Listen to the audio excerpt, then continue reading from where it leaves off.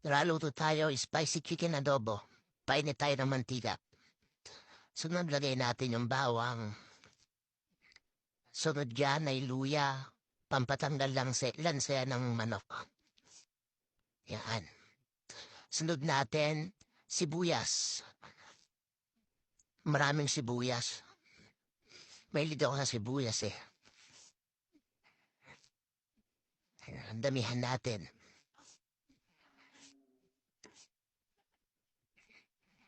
Gisa-gisa muna natin.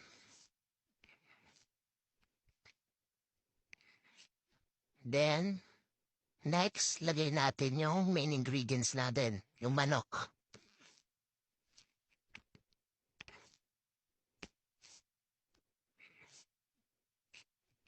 Yan, huwasan muna natin syempre, bago ilagay.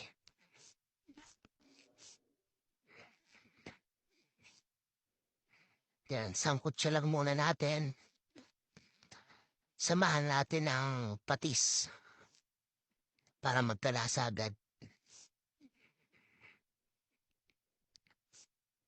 Ang gamit natin patis dyan ay yan, squid.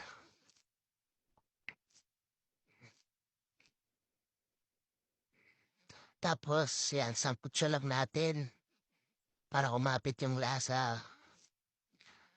Itong version na to, gagamit tayo dito ng ng Coca-Cola. Next natin yung laurel. Tsaka syempre yung pamintang buhok. Yan. Para yan, halu-haluin mo natin. Sangkot siya lang natin.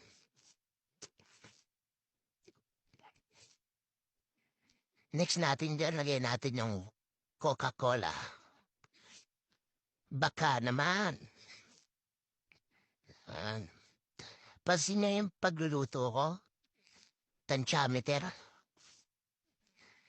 Yan.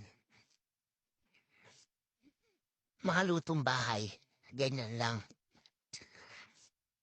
Hindi natin sinusukat. Takpan muna natin. Tangan natin yung takip. Lagyan natin to ng toyo. Hindi pwede maging adobo yan pag walang toyo.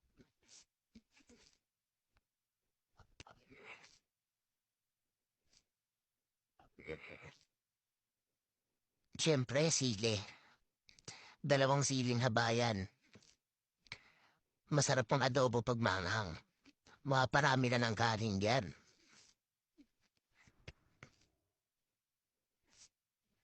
Takpan natin.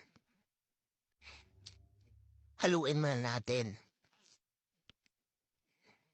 Para pantay ang lasa.